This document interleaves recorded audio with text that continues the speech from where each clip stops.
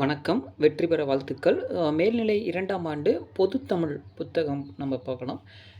இன்று நம்ம என்ன காணப்போகிறோம் அப்படின்னா, ஒவ்வொரு பாடப்புத்தகத்திலையும் நம்ம 8 இயல்கள் இருக்கும் இல்லையா? அந்த 8 இயல்களையும் பின்புறத்திலையும் ஒவ்வொரு இயலிலும் பின்புறத்தில் பார்த்தீங்கன்னா, இலக்கண பகுதிக்கு அடுத்ததாக மொழியை ஆள்வோம் என்ற பகுதி கொடுத்துருப்பாங்க. இது போட்டித் தேர்வு நோக்கில், பொதுத் தேர்வு நோக்கில், பொது அறிவு நோக்கில் இது மிகவும் இன்றியமையாததாக இருக்குது. இது 8 இயல்களும் பாடங்களை பின்னாடி இணைப்புகளாக மொழியை ஆள்வோம் என்னும் பகுதியில் தமிழுக்கு தொண்டு செய்தவர்களை பற்றின ஒரு தகவலாக கொடுத்துருப்பாங்க. இது கண்டிப்பாக இதில் நம்ம கவனித்து படிக்க வேண்டும் அப்படிங்கிறது நம்மளுக்கு முக்கியம். ஓகே, ஸோ அந்த வகையில் முதல் பாடத்தோட பின்புறத்தில் இருக்கக்கூடிய மொழியை ஆள்வோம் பகுதியில் பக்கம் 19 பார்த்தோம்னா தெரியும். ஸோ அதில் நம்மளுக்கு ஆறுமுக நாவலர் அவர்களுடைய தகவலை கொடுத்துருக்காங்க. ஆறுமுக நாவலர் 1822 முதல் 1879 வரை இவரோட காலம் இருக்குது. 1822 முதல் 1879 வரைக்கும் ஆறுமுக நாவலர் அவர்களுடைய காலம். சான்றோர் சித்திரம் என்னும் தலைப்பில் தான் நம்மளுக்கு கொடுத்துருக்காங்க. ஓகே, ஸோ வழக்கு ஒன்றில் சாட்சியளிக்க நீதிமன்றத்திற்கு தமது மாணவர்களுடன் வந்திருந்தார் தமிழ் அறிஞர் ஒருவர். அக்கால ஆங்கிலேய நீதிபதிகளுக்கு மொழிபெயர்த்து சொல்ல அதிகாரிகள் இருப்பார்கள். தமிழறிஞர் சாட்சியத்தை ஆங்கிலத்திலேயே சொல்ல ஆரம்பிக்க குறுகிய மனம் கொண்ட நீதிபதி அதை ஏற்றுக்கொள்ள மனமொப்பாமல் தமிழில் கூற சொல்லி உத்தரவிட்டார்.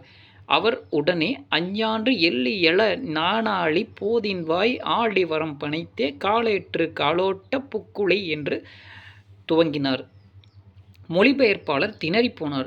கோபமுற்ற நீதிபதி ஆங்கிலத்தில் பேச உத்தரவிட அவர் மறுத்து தமிழிலேயே கூறினார். அவரது மாணவர் மற்றவர்களுக்கு புரியும்படி விளக்கினார். சூரியன் தோன்றுவதற்கு 4 நாழிகை முன்னர் கடற்கரை ஓரம் காற்று வாங்க சிறுநடை புறப்பட்ட போது என்பது அவர் கூறியதோட பொருள். அதாவது அஞ்ஞான்று எள்ளி எழநாணாளி போதின்வாய் ஆழிவரம் பனைத்தே காலாற்று காலோட்ட புக்க குழி என்பது தூய தமிழில் இருக்கக்கூடிய வாக்கியம். அதுக்கு நம்ம பேச்சு தமிழில் இயல்பாக இருக்கக்கூடிய தமிழ் எப்படி அப்படின்னா, சூரியன் தோன்றுவதற்கு 4 நாழிகைக்கு முன்னர் கடற்கரை ஓரம் காற்று வாங்க சிறு நடைக்கு புறப்பட்ட போது என்று தான் அதனுடைய அர்த்தம். ஸோ இத்தகைய மொழித்திறன்கள் கைவர பெற்றவர் தான் ஆறுமுக நாவலர் அவர்கள். வசன நடை கைவந்த வல்லாளர் வசன நடை கைவந்த வல்லாளர் என்ன புகழப்படும் ஆறுமுக நாவலர் யாழ்ப்பாணம் நல்லூரில் பிறந்தவர். தமிழ், வடமொழி, ஆங்கிலம் என்னும் மும்மொழி புலமை பெற்றவர். தமிழ் நூல் பதிப்பு, உரைநடை ஆக்கம், பாடசாலை நிறுவுதல், அச்சுக்கூடம் நிறுவுதல், கண்டன நூல்கள் படைத்தல், சைவ சமய சொற்பொழிவு என பன்முக ஆளுமை பெற்றவர்.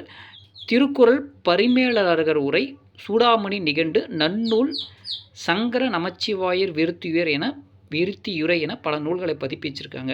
திருக்குறள், பரிமேலழகர் உரை, சூடாமணி நிகண்டு, நன்னூல், சங்கர நமச்சிவாயர் விருத்தியுரை என பல நூல்களை பதிப்பித்திருக்காரு. இலக்கண நூல்கள், பூமி சாஸ்திரம் முதலான பாடநூல்கள் அவரால் ஆக்கப்பட்டன. புராண நூல்களை வசனமாக எழுதி அதனை அனைவரும் படிக்கும் எளிய வடிவமாக மாற்றினார். தமது இல்லத்தில் அச்சுக்கூடம் நிறுவி பல நூல்களை அச்சிட்டார். திருவாடுதுறை ஆதீனம் இவருக்கு நாவலர் இவருக்கு நாவலர் பட்டம் வழங்கியது. பெர்சிவல் பாதிரியார் விவிலியத்தை தமிழில் மொழிபெயர்க்கவும் இவர் உதவி செஞ்சுருக்காரு. பெர்சிவல் பாதிரியார் விவிலியத்தை தமிழில் மொழிபெயர்த்தார். ஸோ அவருக்கு இவர் ஆறுமுக நாவலர் அவர்கள் உதவி புரிந்திருக்கிறார் என்பது இந்த பத்தியோட கருத்து. 2ஆம் இயலோட தலைப்புல மொழியை ஆள்வோம் என்னும் பகுதியில் மாயூரம் வேதநாயகம் அவர்களை பற்றின தகவல் கொடுத்துருக்காங்க.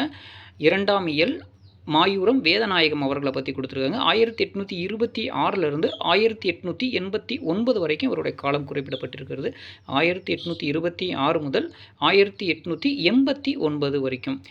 19ஆம் நூற்றாண்டில் தென்னிந்திய பகுதியில் ஏற்பட்ட மிக கொடிய பஞ்சத்தை தாது வருட பஞ்சம், கிரேட் ஃபெமைன் 1876 1878 என்று இன்றும் நினைவு கூறுவர்.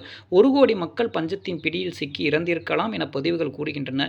இதை கண்டு மனம் பொறுக்காத தமிழர் ஒருவர் மனமும் தமது சொத்துக்கள் அனைத்தையும் கொடையளித்தார். இதனை போற்றும் விதமாக கோபாலகிருஷ்ண பாதிரியார் நீயே புருஷ மேரு என்ற பாடலை இயற்றி அவரை பெருமைப்படுத்தினார். அவர்தான் நீதிபதி மாயூரம் வேதநாயகம். இவர் மொழிபெயர்ப்பாளராகவும் நாவலாசிரியராகவும் பெயர் பெற்றவர். தமிழின் முதல் நாவலான பிரதாப முதலியார் சரித்திரத்தை இயற்றியவர். மாயாவரத்தின் நகர்மன்ற தலைவராகவும் பணியாற்றிய இவர் தமது சமகால தமிழ் அறிஞர்களான மகாவித்துவான் மீனாட்சி சுந்தரனார், ராமலிங்க வள்ளலார், சுப்பிரமணிய தேசிகர் போன்றோரிடம் நட்பு பாராட்டி நெருங்கியிருந்தார். கிபி 1805 முதல் கிபி 1861 ஆண்டு வரை ஆங்கிலத்தில் இருந்த நீதிமன்ற தீர்ப்புகளை முதலில் தமிழில் மொழிபெயர்த்து சித்தாந்த சங்கிரகம் என்ற நூலாக வெளியிட்டார். மேலும் பெண்மதி மாலை, திருவருள் அந்தாதி, சர்வ சமய கீர்த்தனை, சர்வ சமய சமரச கீர்த்தனை, சுகுண சுந்தரி முதலிய நூல்களையும் பல தனி பாடல்களையும் இயற்றியுள்ளார். இசையிலும் வீணை வாசிப்பதிலும் வல்லவராக திகழ்ந்த இவர் 1000க்கும் மேற்பட்ட கீர்த்தனைகளை இயற்றியிருக்கிறார். வடமொழி, பிரெஞ்சு, லத்தீன் ஆகிய மொழிகளை கற்றறிந்திருந்தார். இவர் பெண் கல்விக்கு குரல் கொடுத்த மிக முக்கிய ஆளுமையாக அறியப்படுகிறார். இவருடைய மொழியாட்சிக்கு சான்றாக பிரதாப முதலியார் சரித்திரத்திலிருந்து ஒரு பத்தி என்ன கொடுத்துருக்காங்கன்னா, கல்வி விஷயத்தை பற்றி உன் பாலன் சொல்வதை கேள் என்று பிதா ஆக்ஞாபித்தார். உடனே என் தந்தையார் என் முகத்தை பார்த்தால் நான் முன் சொன்னபடியே என் பாட்டியாரிடத்திலே கற்றுக்கொண்ட பாடத்தை என் தாயாருக்கு சொன்னேன். அதை கேட்டவுடனே என் தாயாருக்கு முகம் மாறிவிட்டது. பிறகு சற்று நேரம் பொறுத்து என் தாயார் என்னை நோக்கி, என் கண்மணியே, நீ சொல்வது எல்லளவும் சரியல்ல. கல்வி என்கிற பிரசக்தியை இல்லாதவர்களான சாமானிய பாமர ஜனங்களைப் பார்.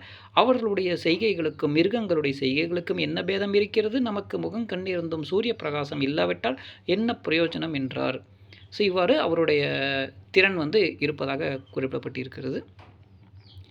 இயல் 3 மொழியை ஆள்வோம் பகுதியில் பரிதிமா கலைஞர் அவர்களை பற்றி கொடுத்துருக்காங்க. பரிதிமார் கலைஞர் 1870 முதல் 1903 வரைக்கும் இவருடைய காலம் குறிப்பிடப்பட்டிருக்கிறது. 1870 முதல் 1903 வரைக்கும் இவருடைய காலம் பரிதிமார் கலைஞர். வகுப்பறையில் பாடம் நடத்தி கொண்டிருந்தார் பேராசிரியர். பாடத்தில் மனம் ஒட்டாத கவனமின்றி இருந்த மாணவர் ஒருவரிடம், நமது சொற்பொழிவை பொருட்படுத்த விரும்பாத நீ இங்கிருந்து எழுவாய். நீ இருப்பதால் உனக்கோர் பிறருக்கோ பயனில்லை. இங்கிருந்து உன்னால் செய்யப்படும் பொருள் இல்லை. ஆதலால் இவ்வகுப்பிலிருந்து வெளியேறுக என நயம்பட உரைத்து வெளியேறினார். அவர்தான் திராவிட சாஸ்திரி என்று சீவை தாமோதரனாரால் போற்றப்பட்ட பரிதிமா கலைஞர். அவர் தந்தையாரிடம் வடமொழியையும் மகாவித்வான் சபாபதியாரிடம் தமிழும் பயின்றார்.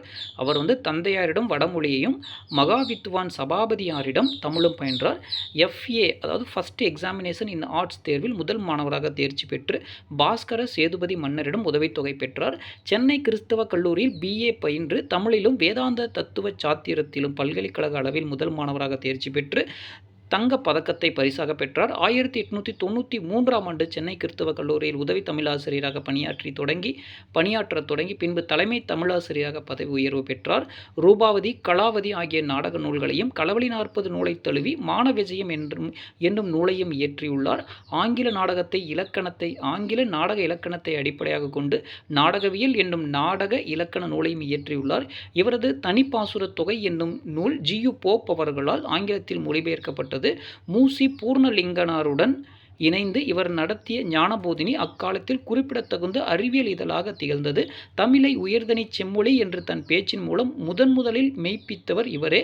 பின்னாளில் 2004 ஆண்டு நடுவண் அரசு தமிழ் மொழியை உயர்தனி செம்மொழியாக அறிவித்தது. பெற்றோர் தனக்கு இட்ட பெயரான சூரிய நாராயண சாஸ்திரி என்ற வடமொழி பெயரை தமிழில் பரிதிமா கலைஞர் என பெயர் மாற்றம் செய்து கொண்டார். தமிழர் முன்னேற்றம் பற்றி சிந்தித்து செயலாற்றுவதை தம் வாழ்நாள் கடமையாக கொண்டிருந்த இவர் தம் 33ஆம் அகவையில் இவ்வுலகை நீர்த்தார். தமிழை செம்மொழி என்று நிறுவி அவர் எழுதிய கட்டுரை கீழ்வரும் சில வரிகள் அவருடைய உரையாடல் ஆற்றலை தெரிவிக்கும் அப்படிங்கிறாங்க. உயர்தனி செம்மொழி தனிச்செம்மொழி தனி செம்மொழி என்னும் கட்டுரையிலிருந்து ஒரு பத்தி. பல மொழிகளுக்கு தலைமையும் மிக்க மேதமையும் உடைய மொழி உயர் மொழி, தனித்து இயங்கவல்ல ஆற்றல் சார்ந்த தனிமொழி, திருந்திய பண்பும் சீர்த்த நாகரிகமும் பொருந்திய தூய் மொழி செம்மொழி ஆயின் தமிழ் உயர்தனி செம்மொழியாம். பல மொழிகளுக்கு தலைமையும் மிக்க மேதமையும் உடைய மொழி உயர்மொழி, தனித்து இயங்கவல்ல ஆற்றல் சார்ந்தது தனிமொழி, திருந்திய பண்பும் சீர்த்த நாகரிகமும் பொருந்திய தூய் மொழி செம்மொழி ஆயின் உயர்தனி செம்மொழியாம் என்பது அவருடைய உயர்தனி செம்மொழி என்னும் கட்டுரையில் இடம்பெற்றிருக்கிறது. இது எல்லாமே பரிதிமா கலைஞர் அவர்களை பற்றியது. 4ஆம் இயல் உடைய பின்புறத்தில் வந்து மறைமலை அடிகள் அவர்களை பற்றிய கருத்துக்கள் கொடுத்துருக்காங்க. மறைமலை அடிகள் 1876 முதல் 1950 வரைக்கும் இவருடைய காலமாக குறிப்பிடப்பட்டிருக்கிறது. 1876 1950 வரைக்கும். ஓகே. சென்னை கிறித்தவ கல்லூரியில் தமிழாசிரியர் பணிக்கு நேர்காணலுக்கு சென்றார் ஒருவர். சென்னை கிறித்தவ கல்லூரியில் தமிழாசிரியர் பணிக்கு நேர்காணலுக்கு சென்றார் ஒருவர். அந்த கல்லூரியின் பேராசிரியர் பரிதிமா கலைஞர் குற்றிய லுகரத்துக்கு எடுத்துக்காட்டு சொல்லுங்கள் என்று கேட்டார். அவர் அஃது எனக்கு தெரியாது என்று பதிலளித்தார். நீங்கள் தேர்வு செய்யப்பட்டு விட்டீர்கள் என்றார் பரிதிமா கலைஞர். தெரியாது என்று சொன்னவரை எப்படி தேர்வு செய்யலாம் என்று பிறர் கேட்டபோது அஃது என்பது ஆயுதத்தொடர் குற்றியலுகரம், எனக்கு என்பது வன்தொடர் குற்றியலுகரம், தெரியாது என்பது உயிர்த்தொடர் குற்றியலுகரம் என்று விளக்கினார் பரிதிமா கலைஞர். இந்நிகழ்வில் பரிதிமா கலைஞரையே வியக்க வைத்தவர் மறைமலை அடிகள்.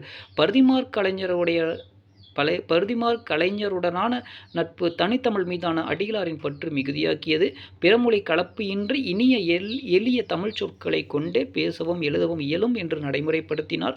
சுவாமி வேதாச்சலம் என்னும் தன் பெயரை மறைமலை அடிகள் என பெயர் மாற்றி கொண்டதோடு தம் மக்களின் பெயரையும் தூய தமிழ் பெயர்களாக மாற்றினார். இளம் வயதில் பல்வேறு இதழ்களில் கட்டுரை எழுதி வந்த அடிகளார் ஞானசாகரம் 1902ஆம் ஆண்டு, Oriental Mystic Myna 1908, Ocean of Wisdom 1935 முதலான இதழ்களை நடத்தி சிறந்த இதழாளராக திகழ்ந்தார். முல்லைப்பாட்டு ஆராய்ச்சியுரை, பட்டினப்பாளைய ஆராய்ச்சியுரை, சாகுந்தல நாடகம், மாணிக்க வாசகர் வரலாறும் காலமும் முதலான பல நூல்களை எழுதியுள்ளார்.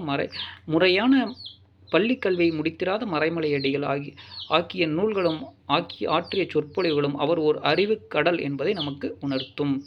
ஸோ இந்த தகவல்கள் எல்லாமே மறைமலை அடிகள் அவர்களுடைய பகுதியிலிருந்து நம்ம எடுத்து படிக்கிறோம். இயல் 5. இயல் 5இன் பின்புறம் வந்து நமக்கு கொடுக்கப்பட்டுள்ள தலைவர் யாருன்னா சோமசுந்தர பாரதியார். சோமசுந்தர பாரதியார் 1879 1959 வரைக்கும் இவருடைய காலமாக நம்ம கருதுகிறோம். 1879 1959 வரை இவருடைய காலம் குறிப்பிடப்பட்டிருக்கிறது. ஒரு முறை எட்டயபுரம் அரண்மனைக்கு யாழ்ப்பாணத்திலிருந்து ஒரு புலவர்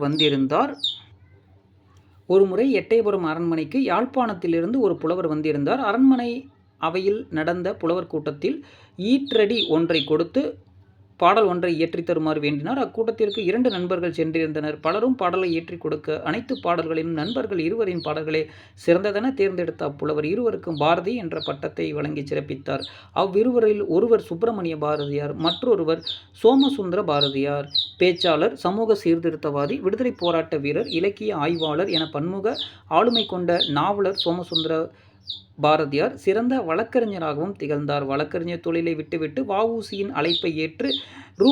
100 சம்பளத்தில் சுதேசி கப்பல் நிறுவனத்தின் நிர்வாக பொறுப்பை ஏற்றார். என்னிடம் 2 சரக்கு கப்பலோடு 3ஆவதாக ஒரு தமிழ் கப்பலும் உள்ளது என்று வ.உ.சி பெருமிதத்துடன் இவரை குறிப்பிடுவார். இவர் தமிழ் இலக்கண இலக்கிய ஆய்வுகளில் ஈடுபட்டவர். அண்ணாமலை பல்கலைக்கழகத்தில் தமிழ்துறை தலைவராக பணியாற்றியுள்ளார். இந்தி எதிர்ப்பு போராட்டத்தில் முன்னின்று செயலாற்றியவர். தசரதன் குறையும் கையேய நிறையும் திருவள்ளுவர், சேரர் தாயமுறை, தமிழும் தமிழரும் முதலிய பல நூல்களை இயற்றியுள்ளார். தொல்காப்பிய, பொருளதிகார, அகத்திணையியல், புறத்திணையியல், மெய்ப்பாட்டியல் ஆகியவற்றுக்கு உரை எழுதியுள்ளார். இவர் சமூக சீர்திருத்தங்களில் ஈடுபாடு கொண்ட சடங்குகள் இல்லாத திருமண விழாக்களை முன்னின்று நடத்தினார். வ.உ.சி, சுப்பிரமணிய சிவா ஆகியோர் மீதான வழக்குகளை அவர்களுக்காக இவர் வாதாடியது குறிப்பிடத்தகுந்தது. அவருடைய தீந்தமிழுக்கு சான்று எனும் பொழுது கட்டளை அல்லது நல்ல தமிழ் நடைக்கு எளிதில் பொருள் விளங்குவது தெளிவு இன்றியமையாதது. கட்டளை அல்லது நல்ல தமிழ் நடைக்கு எளிதில் பொருள் விளங்கும் தெளிவு இன்றியமையாதது. இயல் வழக்கில்லா அருஞ்சொற்களும் பொருள் குறித்து பல குறித்து மருள வைக்கும் பொது சொற்களும் விரவும் நடையை செய்யுள் வழக்கில் ஒருவர் விருப்பம் என்பார். எளிமையும் தெளிவும் எழுத்திலும் பேச்சிலும் எம்மொழி நடைக்கும் இனிமையும் எழிலும் என்றும் உதவும் என்பது எல்லாருக்கும் உடன்பாடு என்பது அவருடைய நற்றமிழ். நாவலர் சோமசுந்தர பாரதியாரின் நூல் தொகுதி 4 நற்றமிழ் என்னும் கட்டுரையிலிருந்து இந்த பத்தி இடம்பெற்றிருக்கிறது. இயல் 6 பின்புறத்தில் மொழியை ஆள்வோம் பகுதியில் வைமு கோதை நாயகி அவர்கள் 1901 1960 வரைக்கும் அவருடைய காலமாக அறியப்படுகிறோம். 1901 1960. வைமு கோதை நாயகி. 5½ வயதில் திருமணம் செய்து கொடுக்கப்பட்ட பெண் ஒருவர் தன் குடும்பத்தாரிடமே கல்வி கற்றார். கதை கூறுவதில் ஆர்வம் கொண்டிருந்த அவர் தன் கற்பனை ஆற்றலால் தோழியர்களுக்கும் புதிய கதைகளை உருவாக்கி கூறினார். அதைக் கண்ட அவரது கணவர் அப்பெண்ணின் படைப்பாற்றலை ஊக்குவிக்கப்பட நாடகங்களுக்கு அழைத்துச் சென்றார். அப்பெண்ணுக்கு நாடகம் எழுத வேண்டும் என்ற ஆர்வம் ஏற்பட்டது.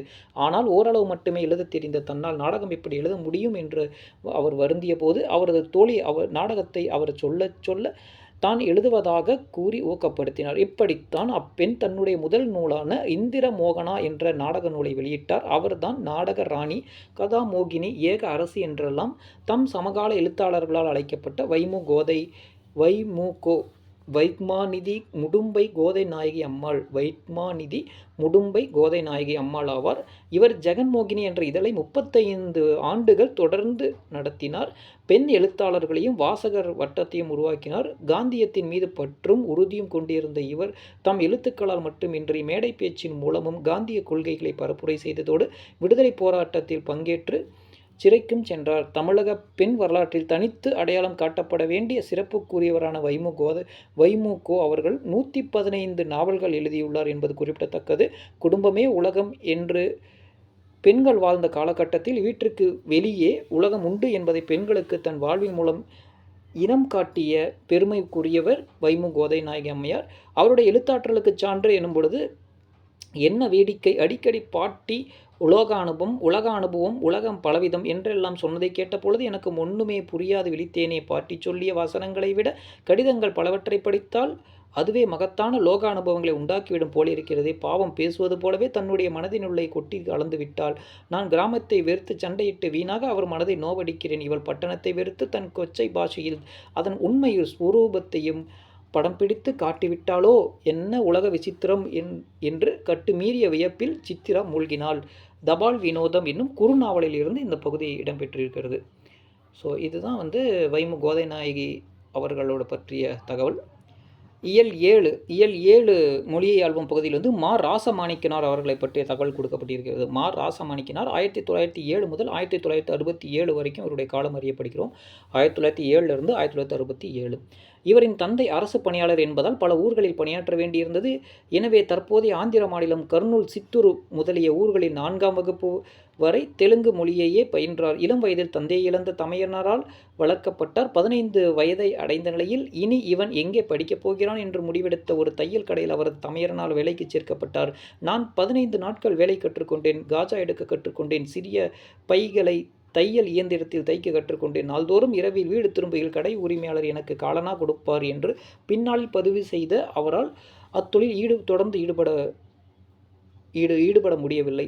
தஞ்சாவூர் செயின்ட் பீட்டர்ஸ் பள்ளி தலைமை ஆசிரியரின் பேருதவியால் தனது 15வது வயதில் 6ஆம் வகுப்பில் சேர்ந்து படிப்பை தொடர்ந்தார். மிகுந்த பொருளாதார நெருக்கடியில் கல்வி பயின்ற அவர் தொடர்ந்து 6 ஆண்டுகள் பள்ளியிலேயே முதல் மாணவராக தேர்ச்சி பெற்றதோடு மதுரை தமிழ் சங்கத்தார் நடத்திய பள்ளி இறுதி தமிழ் தேர்விலும் முதல் மாணவராக தேர்ச்சியடைந்து அனைவரின் பாராட்டையும் பெற்றார். பின்பு எழுத்தர், பள்ளி ஆசிரியர், பல்கலைக்கழக ஆசிரியர் என வளர்ந்தார். அவர்தான் இலக்கியம், சமயம், வரலாறு, கல்வெட்டு போன்ற துறைகளில் மிளிர்ந்த தமிழறிஞர் மா ராசமாணிக்கனார். ஆய்வு நெறிமுறைகளிலும் அணுகுமுறைகளின் புதிய சிந்தனை கையாண்ட இவர் சங்க காலம் தொடங்கி பிற்காலம் வரையில் ஆண்ட சோழர்கள் வரலாற்றை முழுமையாக ஆராய்ந்தவர். சிந்து சமவெளி நாகரிகம் பற்றி தமிழில் முதலில் மொஹஞ்சதாரோ அல்லது சிந்து வெளி நாகரிகம் என்ற நூலை இயற்றியவர். கரந்தை தமிழ் சங்கத்தினர்களான வே. உமா மகேஸ்வரன், நாமு வெங்கடசாமி ஆகியோராலும் உவே சாமிநாதர் போன்ற தமிழறிஞர்களாலும் நெறிப்படுத்தப்பட்ட இவர் சோழர் வரலாறு, பல்லவர் வரலாறு, பெரிய புராண ஆராய்ச்சி, தமிழ்நாட்டு வட எல்லை 10 பாட்டு ஆராய்ச்சி போன்ற 100க்கும் மேற்பட்ட நூல்களை இயற்றிய பெருமைக்குரியவராக திகழ்கிறார். 2006 2007ஆம் ஆண்டு இவருடைய நூல்கள் தமிழக அரசால் நாட்டுடைமையாக்கப்பட்டன என்பது குறிப்பிடத்தக்கது. அவருடைய சொல்லாற்றுக்கு ஒரு சான்று என்னும் பொழுது அடுத்த ஆண்டு புதிய தமிழகம் உருவாக்கி செயலாற்றவிருக்கும் நிலையில் அப்புதிய தமிழகம் என்றும் அமைக்கப்பட வேண்டும் என்று எண்ணுவதும் புதிய தமிழகத்தில் செய்ய வேண்டின எவை என்பதை தமிழன் விரும்புதலும் இயல்புதானே. முதலில் புதிய தமிழகம் எதனை வட எல்லையாக பெற்றிருத்த வேண்டும் என்பதை காய்த்தல் உவத்தலின்றி காண வேண்டும். மா ராசமாணிக்கனார் எழுதிய புதிய தமிழகம் என்னும் நூலிலிருந்து இந்த கருத்து விட்டிருக்கு. அடுத்ததாக இயல் 8ஆம் பகுதியில் வந்து சுபமாணிக்கம் அவர்களை பற்றிய தகவல் இருக்குது. பர்மாவில் ரங்கூன் நகரில் உள்ள ஒரு கடையில் அடிப்பையனாக மீன் உதவியால் என்பது அடிப்பையனாக பணியாற்றின ஒரு சிறுவன். அவனிடம் கடை முதலாளி ஒரு பெயரை குறிப்பிட்டு அந்த நபர் வந்து தன்னை எங்கே என்று கேட்டால் முதலாளி இல்லை என்று சொல்லுமாறு வற்புறுத்தினார். அந்த சிறுவனோ, நீங்கள் வெளியில் இருந்தால் அவ்வாறு கூறலாம், இல்லாத போது எப்படி பொய் சொல்வதை சொல்ல மாட்டேன் என்று பிடிவாதமாக கூறினார். அவர் சுபமாணிக்கம் அவர்கள். தமிழின் சிறப்புகளையும் பற்றி ஆய்வுகள் பல செய்தமையால் தமிழ் இமயம் என்று தமிழறிஞர்களால் போற்றப்பட்டவர் சுபமாணிக்கம். எங்கும் தமிழ் எதிலும் தமிழ் என்ற கொள்கையை பறைசாற்றுவதற்காக தமிழ் வழி கல்வி இயக்கம் என்ற அமைப்பை நிறுவி தமிழ் சுற்றுலா மேற்கொண்டவர். அழகப்பா கல்லூரியில் தமிழாசிரியராகவும் முதல்வராகவும் அண்ணாமலை பல்கலைக்கழகத்தில் தமிழ்துறை தலைவராகவும் பணியாற்றியவர். மதுரை காமராசனார் பல்கலைக்கழக துணைவேந்தராக சிறப்புடன் செயலாற்றிய போது பல்கலைக்கழக நடைமுறைகள் தமிழில் இருக்க வேண்டும் என ஆணை பிறப்பித்ததுடன் அங்கு தமிழாய்வு நடைபெறவும் வழிவகுத்தார். திருவனந்தபுரத்தின் திராவிட மொழியியல் கழகத்தின் முது பேராய்வாளராக பணிபுரிந்த போது தமிழ் யாப்பியல் வரலாறும் வளர்ச்சியும் என்ற தலைப்பில் ஆங்கிலத்தில் ஆய்வு மேற்கொண்டார். சங்க பாடல்களின் நுட்பங்களை கட்டுரைகளாக எழுதுவதில் ஆற்றல் மிக்கவரான இவர் தமிழ் காதல், வள்ளுவம், கம்பர் சங்கநெறி உள்ளிட்ட பல நூல்களை இயற்றியவர். தமிழுக்கு புதிய சொல்லாக்கங்களையும் உவமைகளையும் உருவாக்கி தருவதில் தனி ஈடுபாடு கொண்டவராக திகழ்ந்தவர். தமிழ் ஆராய்ச்சி, கட்டுரை, நாடகம், கவிதை, உரை, கடிதலக்கியம், பதிப்பு என பல துறை ஆளுமையான அவருக்கு தமிழக அரசு அவருடைய மறைவுக்கு பிறகு திருவள்ளுவர் விருது வழங்கியதுடன் 2006ஆம் ஆண்டு அவருடைய நூல்களை நாட்டுடைமையாக்கி சிறப்பு செய்தது. அவருடைய தமிழ் திறத்திற்கான ஒரு பதம் என்னும் பொழுது 5 கோடி தமிழர் தொகையிருந்தும் 1000 படிகள் விற்பதற்கு மாமாங்கமாகின்றது. வாங்காற்றல் மக்களிடம் இல்லை என்று சொல்வதற்கில்லை. எத்தனையோ புது கோலங்கட்கும் கேளிக்கை கற்கும் தலைக்கால் தெரியாமல் செலவு செய்து கொண்டுதான் இருக்கிறார்கள். நூல்கள் வாங்கும் அறிவு பழக்கத்தை மக்களிடம் பரப்ப வேண்டும் என்று அவருடைய கருத்து இருக்குது. ஸோ இத்துடன் வந்து 8 இயல்களிலும் இருக்கக்கூடிய மொழியை ஆள்வோம் என்னும் பகுதியிலிருந்து நாம் அதில் குறிப்பிடப்பட்டுள்ள தலைவர்களை பற்றி நம்ம படிச்சிருக்கோம். ஸோ தேர்வு நோக்கில் இது மிகவும் பயனுள்ளதாக இருக்கும் என்று நான் நம்புகிறேன். வெற்றிக்காக நாம் உழைப்போம். மீண்டும் வெற்றியோடு சந்திப்போம். வெற்றி பெற வாழ்த்துக்கள்.